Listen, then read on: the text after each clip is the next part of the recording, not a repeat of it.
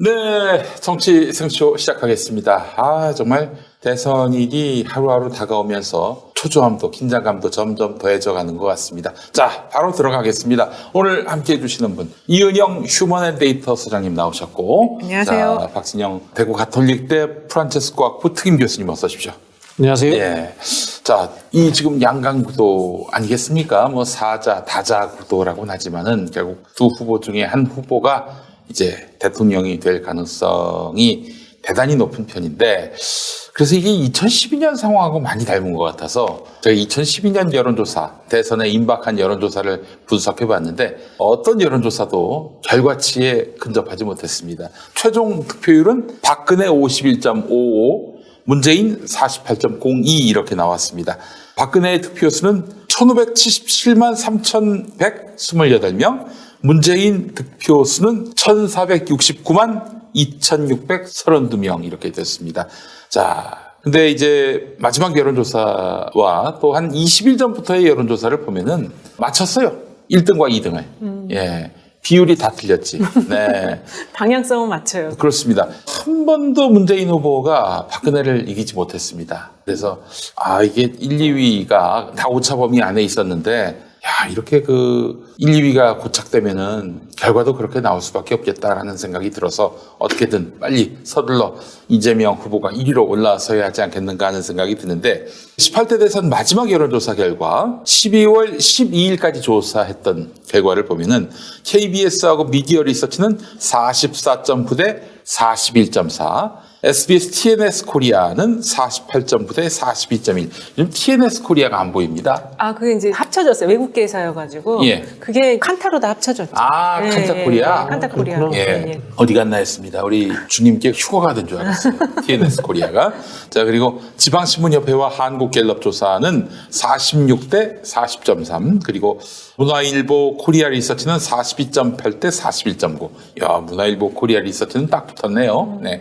어쨌든 오차범위 아니라도 1, 2위는 달라지지 않았습니다. 그래서 결과는 그대로 박근혜 1위, 문재인 2위 이렇게 나왔는데, 자, 2012년의 그 결과와 2022년의 결과가 같을까요? 어떨까요? 같은 야상으로 봐야 됩니까? 이번은 이제 형태는 비슷해요. 양강 후보가 있다. 네. 그리고 삼지대가 사이즈가 크지 않다. 그렇죠. 그거는 똑같은데 지금 이게 다른 게 뭐냐면은 스윙보터층이 바뀌었고요. 그리고 그때는 스윙보터가 무슨 말입니까? 스윙보터가 이제 자신의 의견을 계속 바꾸는 층. 예, 바꾸는 층이 예전에는 그게 40대였어요. 그러다가 나중에 이게 중심을 그 층이 옮겨가는 후보가 당선이 됐는데 이번에는 그 연령대가 밑으로 더 내려왔다.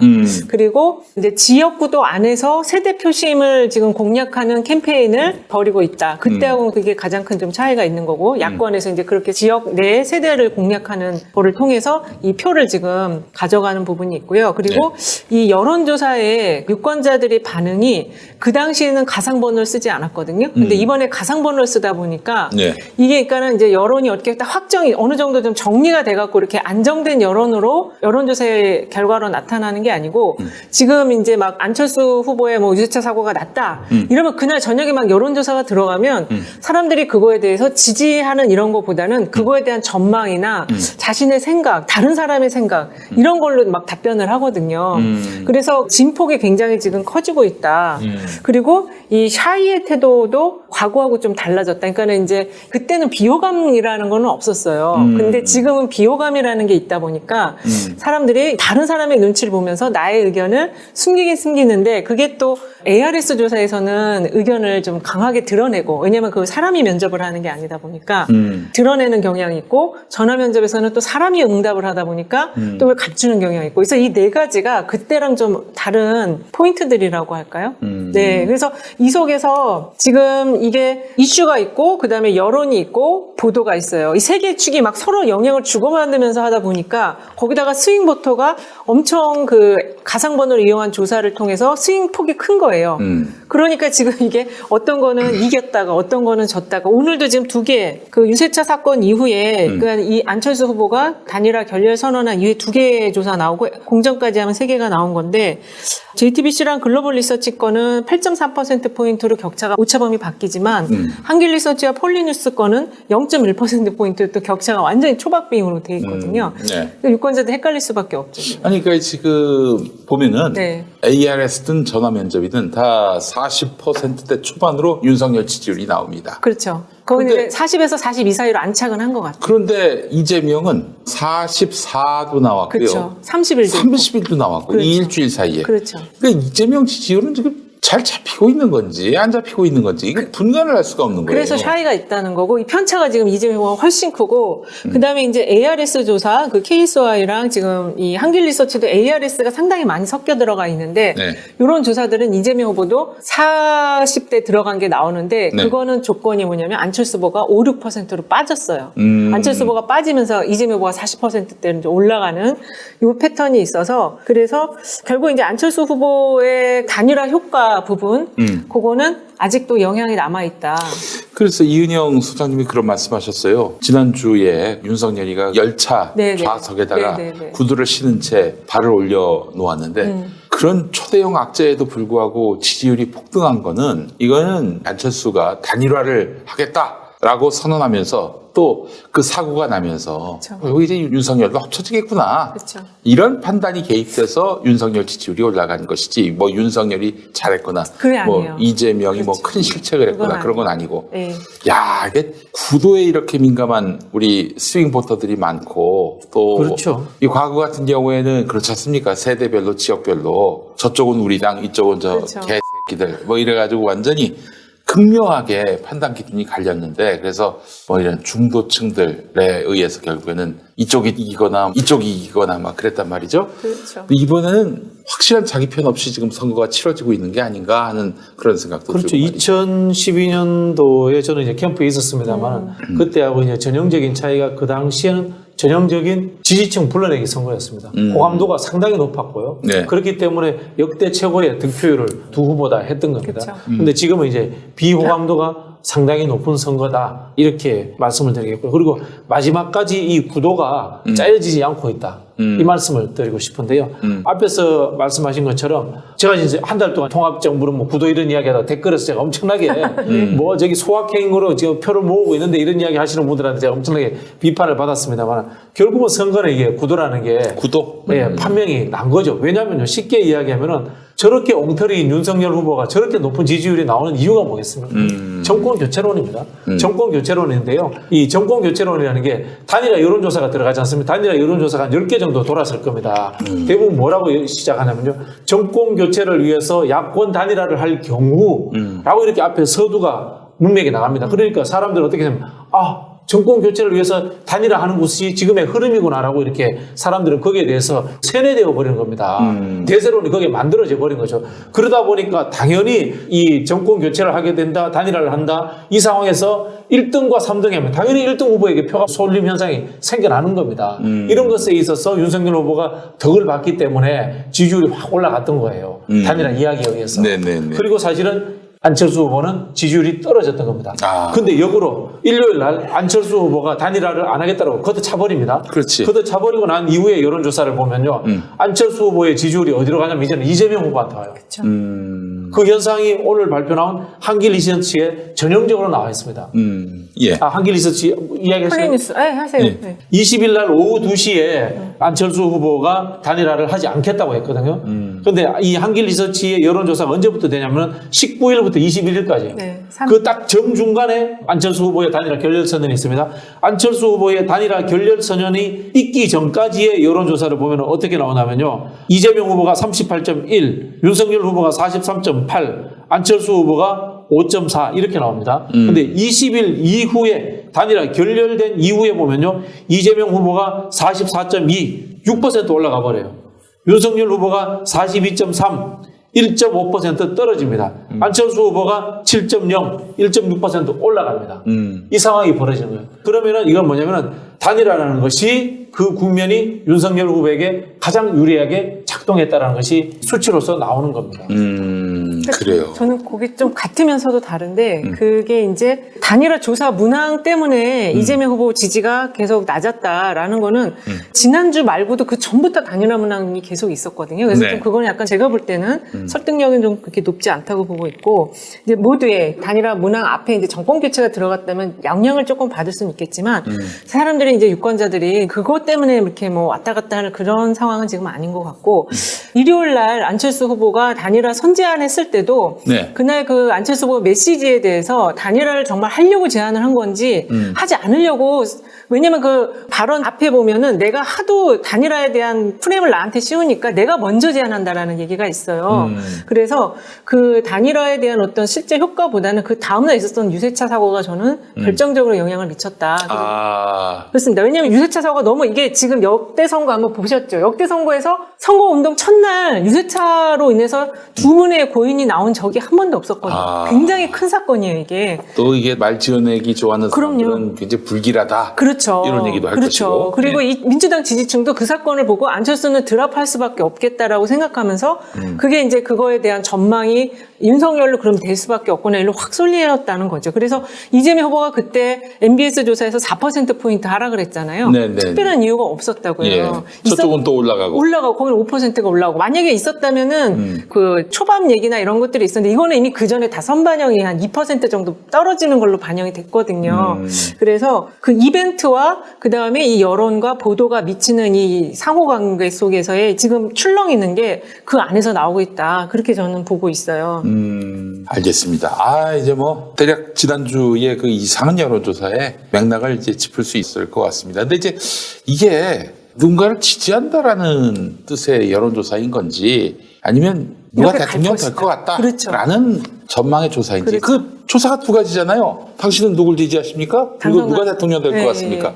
근데 지금 이게 거의 통합화돼가고 있는 흐름이 되는 것 같아요. 이게 구도가 짜여지지 않기 때문에 여론조사가 여론을 선도하는 밴드워킹을 만들어내버리는 거예요. 그렇죠. 그리고 지금 그때까지는 이제 구도가 굉장히 불투명했고 저도 그날 방송하면서 패널들이 안철수 후보의 그 선제한 메시지를 다 다르게 해석을 하더라고요. 네. 근데 이제 어저께 결렬이 확실하게 선언이 됐는데 그래서 이제 구도가 명확화되었는데 지금 오늘 뭐 기사나 이런 걸 보면 윤석열 후보가 내일 양주병을 들고 찾아갈 것이다. 라든지 민주당에서 뭔가 공동정보를 계속 불을 뗄 것이다.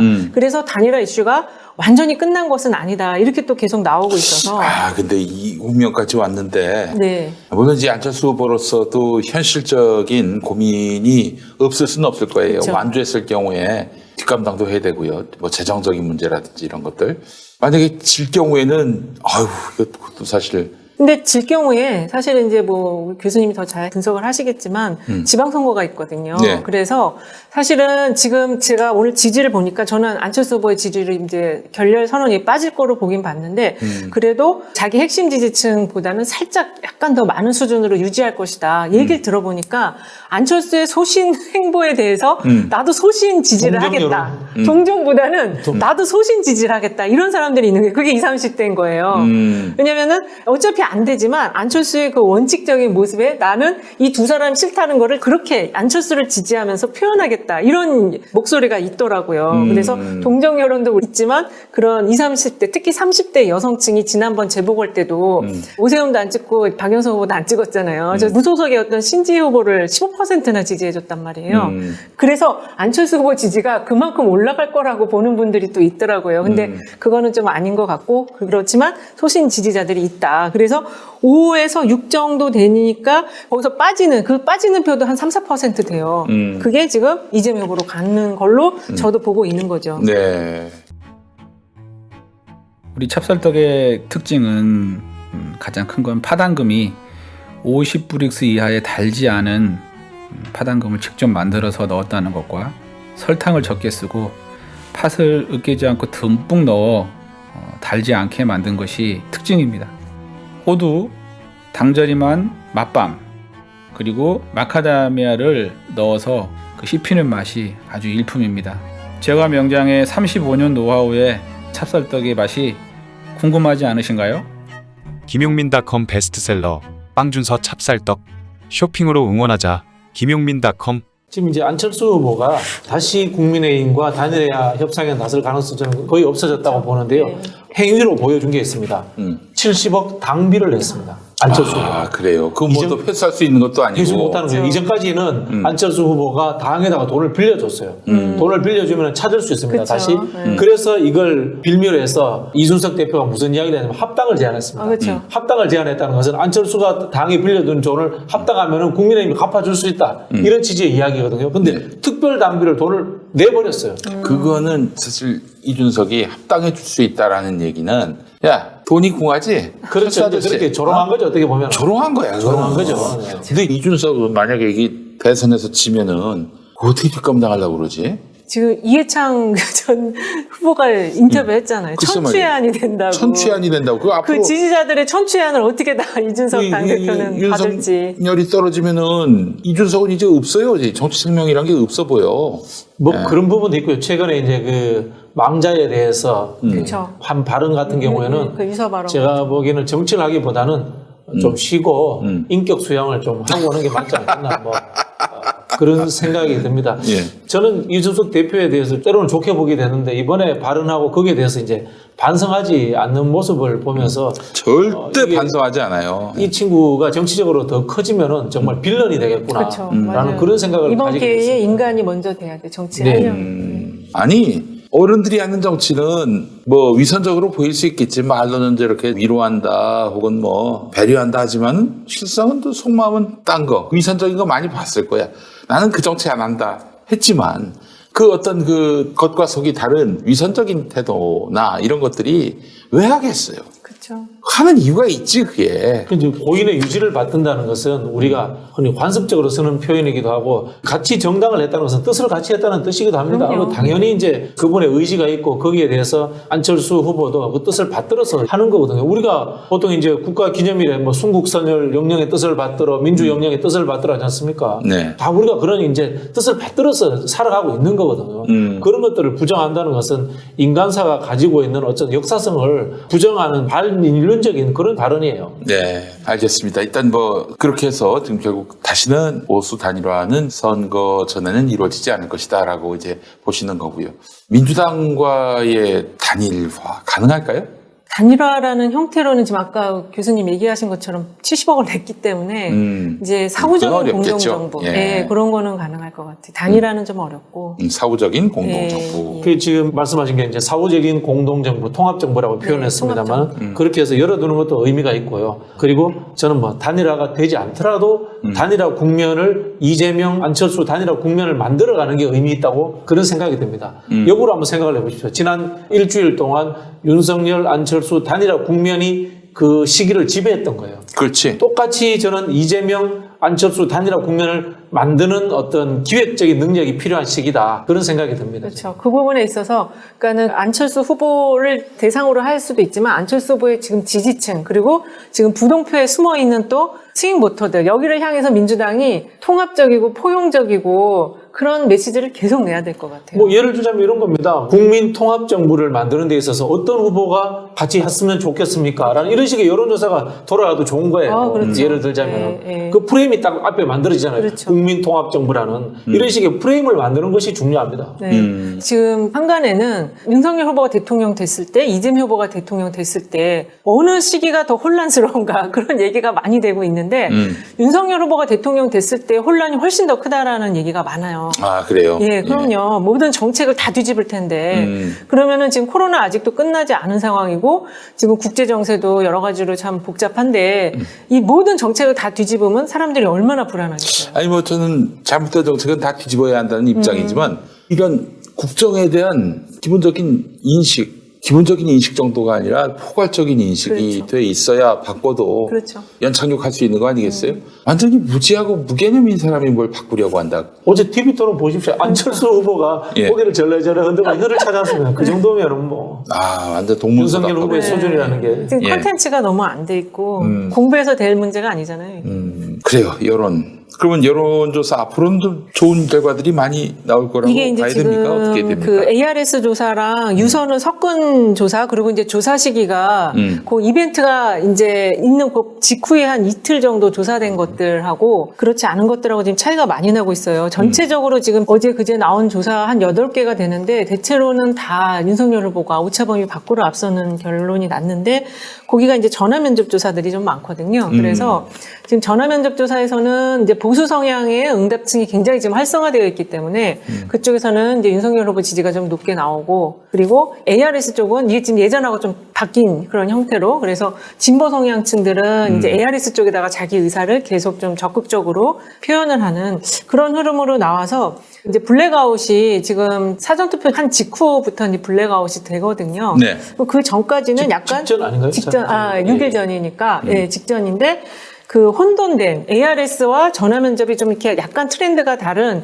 그런 혼란스러운 여론조사들이 나오면서 블랙아웃으로 들어가지 않을까. 이렇게 좀 생각해요. 지난주에 저희가 이제 MBS 여론조사에 화들짝 놀랐지 않습니까? 그렇죠. 네. MBS 여론조사가 이재명 후보가 잘 나오는 전화 면접 조사였는데 갑자기 9%나 차이 나는 조사가 나왔었는데 확인을 해보니까 보통 MBS가 29% 정도의 응답률이 있었는데 그때는 20%로 응답률이 떨어졌다고 하더라고요.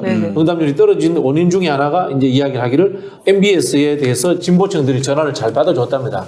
잘 받아줬는데 MBS가 그날 단일화와 지지도를 묻는 질문이 같이 나오니까 흔히 하는 이 단일화에 대해서 진보층들은 동의하지 않으니까 이제 전화를 끊어버린 거죠.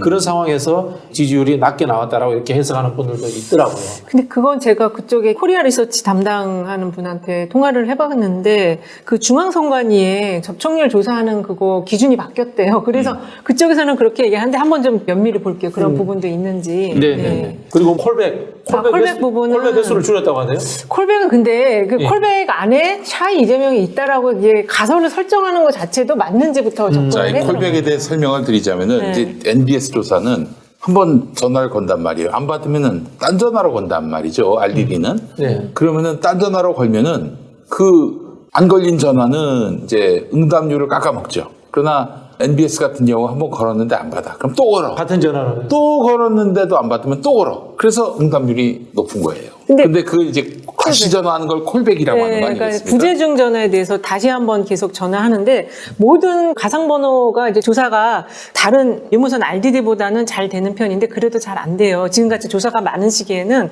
조사가 잘 안 되기 때문에 어쨌든 그 콜백 그 부재중 전화가 나오면은 그건 다시 한번 모든 조사 회사들이 2번 정도는 다시 다 콜백을 걸거든요. 이 샘플 수를 맞추기 위해서. 아, 그래요? 그렇습니다. 그래서 MBS가 특별히 그러면 만약에 이제 그런 이전에 콜백을 많이 했대요, MBS가. 그것도 물어봤는데 그가 그렇게 유의미한 9%까지 차이가 날 정도의 유의미한 결과가 있지는 않다. 그러면은 이제 그 조사를 담당했던 조사 회사가 응답률에 그 단일화 조사 문항을 넣은 것과 콜백 문제 두 가지가 다 문제점인 거잖아요. 그렇죠. 그거를 예측하지 못할 정도의 노하우가 없는 데가 아니에요. 그 아까 그 TNS랑 MBC랑 주로 코리아 리서치가 한 10년 전부터 계속 했던 데고 그렇지. 그 연구원 담당 연구원들이 그때 했던 연구원이 지금도 하고 MBS 쪽 예, 코리아 리서치. 코리아 리서치. 거기 연구원들 총 책임자는 그때 했던 사람이 지금도 해요. 그래서 그런 노하우적인 면에서의 문제는 없는데 어쨌든 지금 너무 격차 크게 나다 보니까 그렇지. 단지 그건 있어요. 조사가 2개가 물렸을 때 항상 요 약간 코리아 리서치 쪽이 문제가 있었다. 예전 지난번에도 그 이제 MBC 100분 조사도 토론 때. 했었어요. 그렇죠. 방송 3사 조사도 했었죠. 같은 날 했는데 네. 두 개가 완전 물릴 때, 내용이 다른 거. 네, 방향이 다른 경우가 지난번에도 있었고 이번도 그래서 이제 그 MBC 조사, MBC, KBS, SBS 3사 공동조사에 코리아 리서치 들어가 센터가 있죠. 있었고 네. MBS 이번에 담당한 코리아 조사가 리서치가 코리아 있고. 리서치고. 네. 근데 그 두 조사도 차이가 나요. 하나는 오차 범위 밖으로, 하나는 오차 범위 안으로. 그러니까 뭐 물론 둘 다 이제 윤석열이 앞서는 거긴 하지만은 네. 하나는 9%, 하나는 4%. 네. 그건 너무 좀 심한 게 아닌가. 그게 이제 2개사가 다 했거든요. 예. MBS도 코리아 리서치하고 그 다른 회사가 같이 2개가 500샘플씩. 입소스인가? 그게 방송 3사. 방송 3사고. 네, 방송 3사 코리아하고 입소스하고 1000샘플씩 해가지고 그날 이틀 동안 코리아 리서치가 1500샘플을 했는데 예. 지난번에도 100분 토론하고 MBS 할 때 그렇게 해서 좀 트렌드가 다르게 나와갖고 같은 날 조사 외에 다른 결과 이렇게 기사가 많이 났었거든요. 네. 그거에 대해서 뭐라고 그래요? 그거에 대해서는 이제 자기네 캐파 문제는 없다. 캐파에 대한 다 수용할 수 있는 캐파 가지고 있다고 하는데 저는 이제 그 부분에 좀 문제가 있었던 게 아닌가 추측을 하고 있는 거죠. 뭐 지금 근데 이재명 후보가 뭐 뒤집었다 이겼다라고는 볼 수 없어요. 그쵸. 아무리 우리가 여론조사의 신뢰도 문제를 이야기를 하더라도 지금도 조금 지고 있는 상황인 거는 뭐 사실인 것 같다. 근데 저는 그렇게 이해를 보입니다. 할 수가 없어요. 이해를 해야 되는데, 이해를 해야 하는 건 알겠는데, 도대체 뭐가 모자라가지고 저런 인간한테. 아무리 정권교체론이 높다 하더라도, 아니, 그렇다 하더라도 이게 물어볼게요. 김용민 PD님께. 예. 지금 정권 교체론에 반대되는 단어가 뭡니까? 뭐 저기 정권 연장. 정권 연장도 재창출? 있고 뭐 국정 안정도 있고 완전. 그 정권 말기에 5년이라는 임기가 끝났는데 정권 교체에 정권 연장과 정권 안정이라는 말이 대응할 수 있다고 봅니까? 대응 못한 거예요. 결국은 뭐냐면 미래 전략을 만들어서 정권 교체론에 대응하는 프레임을 못 만들어낸 거예요. 2002년 노무현 후보가 이회창 후보를 이길 때 유명한 광고 있지 않습니까? 아직도 과거와 싸우시겠습니까? 우리는 미래로 나가겠습니다. 맞아요. 미래와 과거로 프레임 전환을 한꺼번에 만들어낸 거예요. 그걸 사실은 이재명 캠프가 못한 겁니다. 그래서 저는 여기에 대해서 제가 늘 비판을 했던 게 잘하고 있지만 소확행이라든가 아이디어를 내는 것만으로는 이기기 어렵다. 라고 이야기를 제가 꾸준히 비판했어요. 거대 담론을 만들어야 한다. 예. 그렇죠. 그 거대 담론도 이제 여러 가지가 있을 수 있는데 어쨌든 미래와 과거로 그렇게 잡든지 아니면은 저는 사실 그 부분도 있지만 이 정부와의 차별화 부분 이 부분에서 차별화가 된 것도 아니고 안 된 것도 아니고 사실 지난 MBS 때 가장 크게 격차가 난 이유를 저는 방역에 대한 문제라고 보거든요. 그때가 이제 오미크론 확산되면서 학부모들 불만이 엄청 높았었고 소상공인은 기본적으로 계속 높았었고 3주 전부터. 그래서 이 방역 부분과 관련해서 이재명 후보가 차별화를 하면은 공격을 받고 그리고 차별화를 안 하고 같이 가자니 또 유권자들한테 공격을 받고 그러니까 굉장히 그 어중뛴 포지셔닝을 갖고 있었어요. 계속. 네. 그 부분이 가장 좀 결정적이었지 않나 좀 그렇게 좀 보거든요. 제가 우리 캠프의 흐름을 한번 분석을 해볼게요. 처음 나온 게 나를 위해 이재명이거든요. 네. 이건 뭐 전형적인 마이크로 타겟팅이에요. 네. 이익 관계에서 정치를 하겠다는 마이크로 타겟팅이 나왔습니다. 그 다음 나온 게 유능무능 프레임으로 나왔습니다. 이거는 이제 후보의 능력을 이제 비교하자는 거고 최근에 나온 게 이제 통합정부론 이야기가 나왔습니다. 자, 사실은 이 세 개가 저는 변동되었다는 것이 저는 전략단에서 미숙했다라고 그렇죠, 봅니다. 그렇죠. 처음부터 하나로 나왔어야죠. 그렇죠. 저쪽은 정권 교체 하나였어요. 정권 교체 하나로 쭉 나왔지 않습니까? 그리고 그 안에서 이제 이걸 이탈하는 표를 계속 정권 교체 안으로 몰아가지고 올라왔거든요. 근데 여기는 지금 이게 이재명 후보를 위한 이재명 후보를 중심으로 맞춘 프레임인 건지 아니면은 유권자를 타겟으로 한 건지 아니면 진짜 정부 미래를 그렇죠, 이게. 헷갈립니다. 이게 계속 굉장히. 헷갈려버린 거예요. 맞아요. 헷갈려버린 거예요. 그러니까 이게 대선이라는 게 저도 뭐 당에서 대선도 치러보고 했지만 하나의 커다란 스피커를 가지고 서울 사람부터 제주도 사람, 경상도 사람이 후보가 하는 말을 하나로 메시지로 받아들여야 되거든요.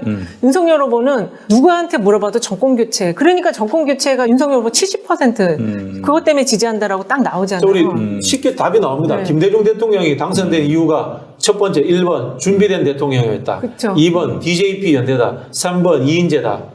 뭘까요? 준비된 대통령 그거 하나였어요. 나중에 가서. 네. 아니 그래 나중에 하나였는데 네. 실제 이긴 이유가 뭘까요? 진짜 이기네요. 실제 이긴 이유를 준비된 대통령이라고 생각하지 않을 겁니다. 실제 이긴 이유는 수평적 정권 교체 아니에요? 수평적 정권 고체죠. 수평적 그쵸. 정권 고체는 맞아요. 결국은 뭐냐면 DJP예요. 그렇죠. DJP. DJP가 핵심적 역할을 한 거예요.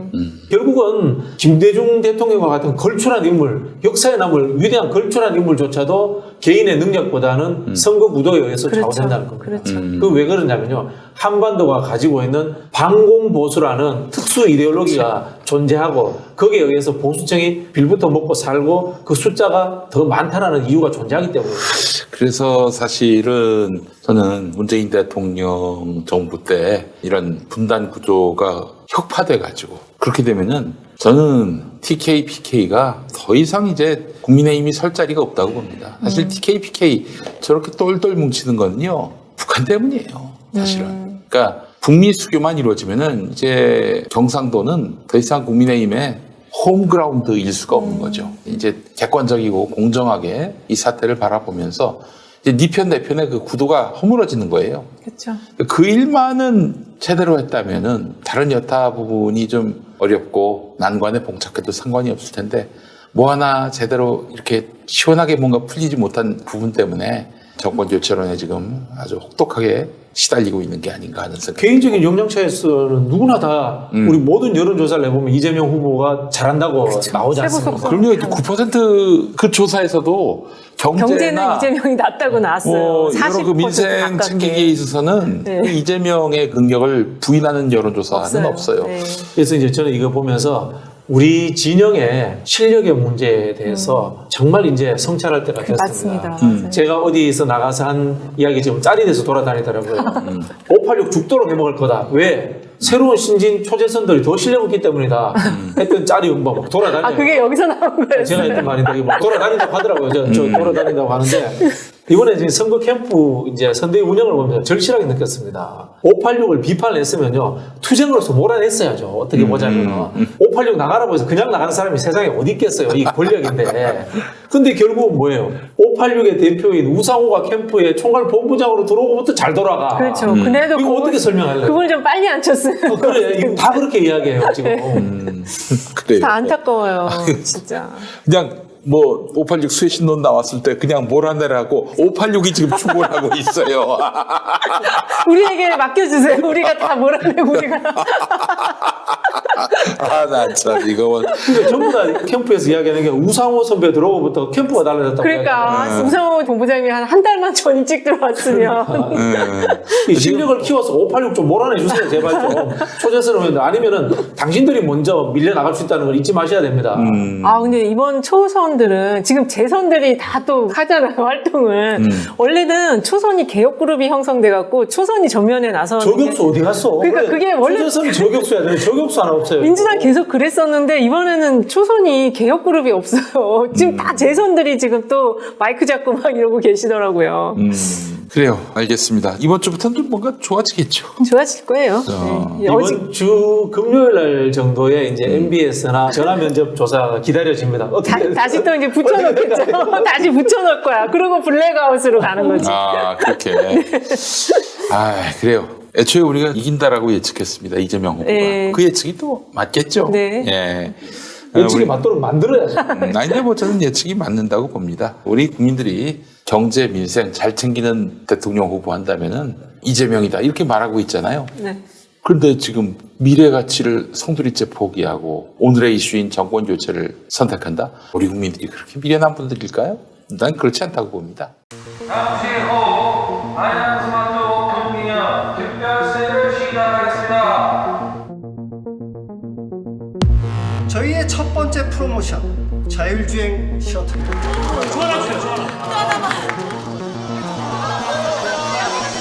이번 달 야심차게 준비한 프로모션 제품들입니다. 모두 무료로 제공해드리겠습니다. 렛츠고! 그러면 또 이 이야기를 한번 나누도록 하겠습니다. 거짓말, 무지. 정말 아낌없는 경연장이었습니다. 우리 저 윤석열 TV 토론, 법정 1차 토론 어떻게 보셨는지. 아니 뭘 계속 공부를 안 해오고 계속 뭘 알려달라고 그러고 어제도 심상정 후보가 부식 양도세 예. 얘기하니까 알려달라고 또 그러고 예. 그러니까는 경제에 대해서는 기본적인 어떤 핵심적인 컨텐츠가 전혀 없다 그렇게 생각이 들고 지금 저 국민의힘 쪽 주변에서는 조각이 벌써 다 끝났다는 얘기가 나와요. 아, 그래요? 벌써부터? 예. 총리는 원희룡 샴페인을. 확정이래요. 아, 그래요? 네. 오. 그리고 인수위원장은 김병준, 김종인, 나경원 이렇게 3명 경합. 아, 그다음에 당대표는 이준석. 이래가지고 그래서 안철수 후보에게 줄 자리가 없어서 경기도지사 대가설이 나온 거다. 이런 분석이 있더라고요. 그래서 그런 데는 절대로 승리할 수 없다. 저는 어저께 토론을 보면서도 그게 공부하는 적이 전혀 없잖아요. 네. 네. 야, 저는 이재명 후보가 지난번 토론에 또 물었던 알리백이나 박사놈이 다시 물어서 한번 봤으면 어떨까 이래서 아마 다시 물어도 또 몰랐을 거예요. 그래서 여기 청약도 물어봐도 또 이분 뭐 몰랐을 준비해 올 거예요. 사람이 아니니까 네. 어제 윤석열 후보가 말한 거짓말 대표적인 게 국물도 없다라는 발언을 했지 않느냐. 네네. 이게 보복 수사하겠다는 뜻 아니냐 이렇게 했는데 본인이 한 적이 없다고 했는데요. 이게 보니까 2월 19일 날 진주 유세 때 했어요. 네, 이게 또 했어요. 아니, 거짓말이고. 제가 영상으로 다 또 올렸어요. 다 올렸습니까? 예. 팩트 체크했어요. 그래서 예. 수많은 엉터리 이야기들을 많이 했어요. 어제 사실 가장 히트는 안철수 후보가 잘했어요. 안철수 후보가 안철수 후보가. 2차 토론 이어 3차 토론도 역시 계속 윤석열을 저기를 하시더라고요. 윤석열 후보를 잘 요리를 하시더라고요. 특히 그 고개를 절레절레 흔들고 혀를 차면서 그 재수처럼 이 사람은 대통령 감이 아니구나라는 것을 열심히 보여줬습니다. 그거를 아예 준비를 해오신 것 같아요. 내가 요 질문하고 분명히 못할 거니까 이렇게 해야 되겠다 준비를 하신 것 같더라고요. 그래요. 이재명 후보도 토론을 굉장히 잘했어요. 잘했습니다. 예. 이제 혹시나 일부 분들이 이재명 후보가 기존의 중도적이고 통합적인 이미지를 보이기 위해서는 좀 더 온화하게 해야 되지 않느냐 이런 이야기를 하시는 분들이 1, 있는데요. 2차 그렇게 했습니다. 1, 2차인데 저는 그건 맞지 않다고 봅니다. 이렇게 우리 한국인들은 중도든 보수든 진보든 맺고 끊음이 분명한 다이너믹한 걸 좋아합니다. 그렇게 행태를 해주시고 다만 내용 부분에 있어서는 중도적이고 통합적인 것들을 담아내야 되는 것이지 액션이 흐지부지하면은 우유부단하다라고 평가를 받습니다. 그런 부분에서 어제는 토론의 기본을 잘 지킨 토론을 했다. 저는 그렇게 평가하고 싶습니다. 쟁점이 되는 내용은 경제 부분이다 보니까 이게 어렵더라고요, 내용이. 그리고 해설을 해줘야지 그 말의 의미들을 좀 알 수 있는 거였고, 저는 경제 이제 전반에 막 토론하는 그런 내용보다는 이재명 후보가 들고 나왔던 판넬과 관련해서 윤석열 후보와의 약간 불꽃 튀는 공방, 이런 것들이 더 기억에 남았던 것 같고, 네. 사실 그런 대장동 의혹이라든지 이런 것들을 명확하게 정리해주지 않으면 이재명 후보에 대한 게 계속 잘못된 정보들을 사람들이 갖고 있을 수 있거든요. 그런데 오늘도 저기 홍성 가가지고 네. 계속 대장동 얘기합니다. 똑같은 얘기를 아주 뭐 앵무새 말하듯이 그렇게 계속 얘기하고 있어요. 살찐 앵무새네. 살찐 앵무새. 하여튼 그 선가름을 잘해준 것 잘했어요. 같아요. 예. 가름말을 잘 탄 것 같고요. 근데 이제 어제 그 토론을 보면서 느낀 거는 역시 윤석열은 아는 게 없구나. 무지하구나. 개념이 없구나. 어제 이제 안철수 후보가 이야기했던 게 이제 IT 산업, 디지털 정보 데이터 산업과 플랫폼 산업 이야기를 했잖아요. 이제 거꾸로 반대로 받아들였더라고요. 안철수 후보가 하려고 했던 이야기는 IT와 이 AI 기술이 없는 플랫폼 산업이라는 것은 결국 오래 가지 못한다 이야기를 하고 싶었는데 윤석열 후보는 거꾸로 받아들여가지고 자기가 막 아는 척하면서 플랫폼 사업이 어떻고 삼성은 플랫폼이 없어서 안 되고 뭐 이런 식으로 뭐 반대로 이야기를 하더라고요. 그러니까 핀트를 못 맞춘다고 그러니까 빈대를 못 얘기를 맞춘다 하는 그 이야기를 하는 거죠. 예. 예. 그런 거 보면 안철수 후보가 그동안에 공부를 많이 이게 그동안 이제 쌓인 그 내공이라고 표현하긴 뭐하지만 어쨌든 역시 짬밥은 못 저기 아유, 시킨다. 그 출마를 3번 했잖아요. 그렇죠. 뭐. 그 안에서 배운 그 역량이 이제 보이더라고요. 3번 출마했는데 그 정도 아니 윤석열도 3번 출마는 뭐 기본은 할 겁니다. 예. 윤석열도 그래도 뭐 좀 많이 는 편이에요. 그렇죠. 처음 그 당내 경선할 때보다는 많이 그때보단 덜 헤매는 것 같아요. 사실 오늘 그 홍성 뉴스를 쭉 보면서 전에도 그런 비슷한 말을 많이 했는데 윤석열이 민주당에도 좋은 정치인들이 많이 있다. 자기가 집권하면 그 정치인들과 손잡고 협치하겠다 이런 얘기를 했습니다. 정운현? 정우현은 이미 들어갔고, 예. 그러니까 민주당 의원들이라고 의원들 했어요. 중에. 의원들. 그 이야기는 뭐예요? 우리 내부에 흔히 하는 수박이 많다는 뜻이에요. 그런 얘기죠. 아울러 사실 뭐 현실적으로도 백석 남짓하고 어떻게 국정을 운영해요. 그래서 이쪽 민주당 정치인들하고 손잡고 하겠다. 근데 민주당이 그러면 어떻게 되는 겁니까? 수박당이 되는 거 아니에요? 저는 뭐 그럴 일 없지만은 윤석열이 집권하면 민주당 깨질 수 있다고 봅니다. 지금의 인적 구성원들 자체가 그렇게 비판받는 586 운동권들처럼 강구하지 않기 때문에 586 운동권들이 구태일지라도 그 사람들은 흔히 하는 가치지향적이고 또 강구한 측면이 있습니다. 네. 단련된 측면이 있는데 그런 부분들이 부족하기 때문에 저는 깨질 가능성도 있다고 봅니다. 그러면 초재선 중에 그쪽으로 넘어갈 사람들이 있을 것이다. 뭐 그렇게 봅니다 저는. 예, 적어도 이제 초선들 중에 양정철 손때 안 탄 사람이 없어요. 솔직히 안 그래요? 솔직히 다 알면서 그래. 왜 나만 그렇죠. 내가 처음 얘기하는 것 같잖아. 거의 쫄리게. 그래요. 양정철의 손때가 안 탄 초선이 없습니다. 사실. 뭐 모든 초선이 다 그래서 양정철스럽다 이런 얘기는 아니죠. 그래서 제가 이야기하는 게 초선도 많고. 정치를 이벤트 하듯이 아이디어 경연대회 하듯이 해서는 안 된다라는 이야기를 자꾸 말씀드리는 게 정치라는 것이 결국은 사람의 머릿속에 들어있는 가치를 실현하기 위한 하나의 가치를 어떻게 제도와 시스템으로 만들 것인가 이것을 고민하는 사람이 저는 정치를 해야 된다고 말씀드립니다. 아니 그러니까 저는 이 이야기를 하는 이유가 진짜 민주당 안에서 열심히 안 하고 뭐 윤석열이 든들 어떠하리 이재명이 든들 어떠하리 이러고 있는 놈들이 있다면 정리해야 되는 거 아닌가 하는 게 제 생각이에요. 그런 분이 없으리라고 저는 생각을 하는데, 그리고 정운현 그 양반은 뭐 돌출행동이라고 보고, 그분에 대해서는 저희가 어제 그 국물 없는 기자회에서 그 양반의 실상에 대해서 제가 얘기해 봤습니다. 그렇습니다. 그래서 뭐 민주당의 지금 의원들 중에서 정운현스러운 사람은 최소한 없어요. 그런 짓거리를 할 사람도 없고, 그리고 예컨대 그런 의원들이 물론 이제 뭐 열린우리당 때도 있었죠. 뭐 조경태 같은 사람도 그렇고요. 예. 저쪽 당 간 사람들. 뭐 참여정부 인사 중에는 박명재 그리고 김병준 이런 사람들이 있었고. 예. 인생을 그렇게 살면 안 됩니다. 아유 정말 그 얼마나 웃겨요. 저 부끄러운 줄 아는가 모르겠어요. 그 사람들 나이도 처먹고. 이게 보니까 그런 것 같아요. 이 권력의 금단을 견디지 못하는 사람들이 있는 것 같아요. 권력의 금단. 뭐 정운현 씨 같은 사람 뭐 권력을 제대로 누려보지도 못한 사람인데.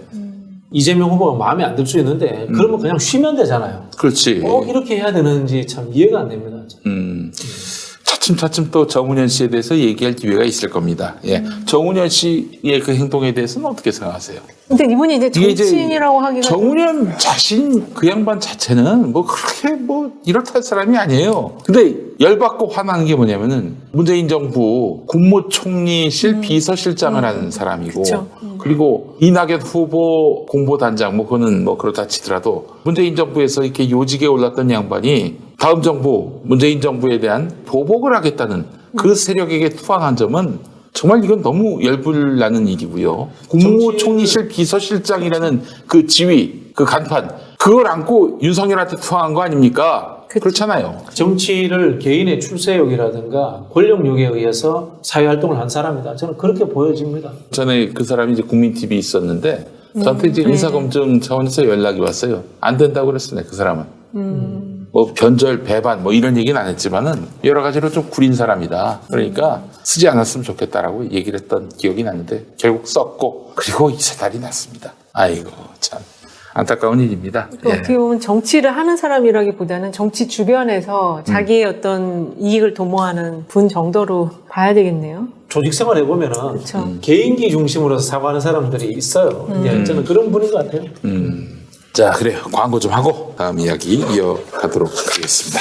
오늘 광고는 이제 삼광 F&B의 찐두유가 되겠습니다. 자, 껍질채 갈아서 진하디 진한 진짜 두유, 찐두유를 만나보시기 바랍니다. 삼광 F&B의 찐두유는 100% 국산 콩 중에서도 최상급만을 선별해서 맷돌 방식으로 가른 다음 현미, 보리, 맵쌀, 흑미 등 국산 15종의 곡류를 첨가해서 정말 맛있고 건강합니다. 예, 어이구 이거 뭐 온갖 좋은 게 다 들어가 있어서 이게 식사 대용으로도 좋겠네요. 저는 이 한 박스가 식사 대용으로 한 박스.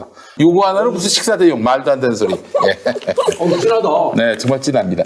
찐두유가 진짜 두유인 가장 중요한 이유, 최고급 원재료도 중요하지만 전두유 방식으로 만들었다는 게 중요합니다. 전두유 방식이란 전통 맷돌 방식으로 껍질째 가는 두유 제조법을 의미합니다. 일반 두유는 부드럽게 만들기 위해서 콩을 갈아낸 다음 콩의 비지를 버리고 콩물만 넣은 두유인데요. 원래 대부분 과실은 껍질에 영양 성분이 훨씬 많습니다. 한국식품개발연구원의 발표에 의하면 콩 역시 이소플라빈, 비타민 E, 단백질 등의 모든 영양분의 함량이 전두유 방식으로서 껍질째 갈아 만든 두유가 높습니다. 두유는 영양만 중요한 게 아닙니다. 꾸준히 먹기 위해서는 맛도 중요합니다. 찐두유는 진하고 고소하고 맛있습니다. 김용민닷컴에서 제대로 만든 진짜 두유, 찐두유를 만나보시기 바랍니다. 자, 찐두유 한 박스 16팩인데 14,000원이 되겠습니다. 이게 한 14,000원 될 거예요. 무료 배송합니다. 여러분 많이 사랑해 주시기 바랍니다. 14,000원을 무료 배송을 한다고요? 네. 배송 배송비가 더 나가겠다. 그렇게. 그래서 이제 14,000원짜리만 시키면은 배달하면서 욕합니다.